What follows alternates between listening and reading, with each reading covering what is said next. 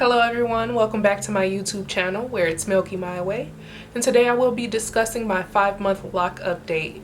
Yes, it has almost been half a year, so if you are interested in seeing how it's going, please stay tuned.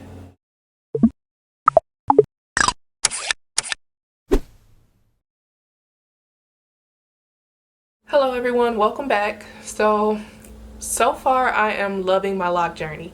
It is going so well. It's so convenient. I am in love with my hair. I'm in love with myself. It's just a wonderful thing. There are a couple of points that I want to touch on for this video. I had a few hiccups with my hair so far. Nothing too major. It's just a couple of things I think you should know when it comes to your locks. The first thing that I want to touch on today is bunching. There is a lot of bunching going on with my locks. If you are not aware of what bunching is, essentially it's when your hair it kind of locks within itself. So I'll try to give you an example. This here is bunching.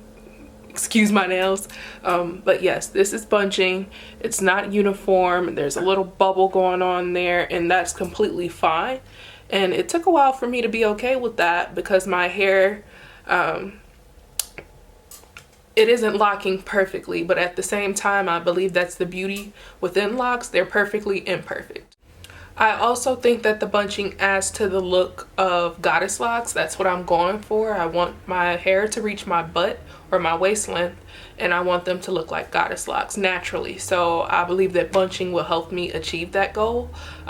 It's just that while my hair is short, I wasn't sure if I was liking the way that it was looking, but so far so good. It's fine. I love it. So if you guys are experiencing bunching, it is a part of the process. It's okay. It does not mean that your hair is locking incorrectly. If anything, it just means that your hair is finally locking. And now at the 5-month mark, I'm starting to see that my hair is no longer unraveling the way that it was before. It's starting to come together as a lock. The second point that I want to touch on is tangling. I had a lot of tangles because my hair is loose on the ends, and also when my hair grows out, it tends to grow together. So be sure that you are regularly going through your hair and separating your locks. What I mean by that is go through, pull your locks apart so that they're not growing together. And the more that you do that, you can refrain from having to pop your locks or pull your hair or snap your hair when you finally go to retwist your hair. So I found that even when I have to separate my locks, I prefer not to pop them. What I do is I usually grab the part of my hair that is stuck within the lock and I gently pull it apart so that I'm not snapping my hair. That's just my personal preference. Some people are okay with snapping their locks or popping their locks. For me, I prefer to gently pull them apart and rewrap them around the correct lock. If you are dealing with tangling consistently, I recommend going through your locks and separating them more often. That way you will not have to deal with popping your locks as often. I also recommend separating your locks after you wash your hair, especially because if you have wet hair and you are not retwisting your hair and you happen to pull them together in a ponytail or something of that sort, they're going to lock together. So FYI, after you wash your hair, definitely separate your locks until they're dry. The third point that I want to touch on is hydration.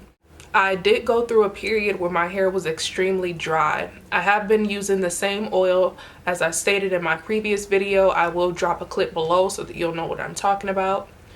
It's Trinity Essentials Oil. However, that was not enough. Me oiling my hair once a week or spraying it with water and putting oil on it, it was not enough. My hair craves moisture. So what I decided to do was a conditioning bath. The way that I did this was I put 1 part conditioner, 2 parts water into a container, and I used it to spray it on my hair as I was washing it in the shower. What this did for me was to make sure that my ends were thoroughly moisturized because they are loose, because I am going for the curly end look. It helped to keep my ends curly as well as moisturize my hair. And no, I do not have buildup. What I did was I made sure to thoroughly rinse it out with the spray nozzle on my shower head. I do believe moving forward I will try to experiment with other ways to moisturize my locks. I have heard of rose oil, aloe vera gel, multiple things. So those are a couple of things that I will be experimenting with, and I will have videos on those products moving forward. But just to highlight, if you are wanting to keep your ends curly, it is imperative that you make sure that you moisturize the ends of your locks, or else they will be frizzy, and you do not want that. You do not want dry, frizzy ends. I could put a little bit more moisturizer on my hair as well, but so far so good. Speaking of moisturizing my ends, that does bring me to the final topic: detangling your ends. So because I want to keep my ends curly, sometimes my ends will tend to lock within themselves, especially in the middle because that's the most coarse part of my hair.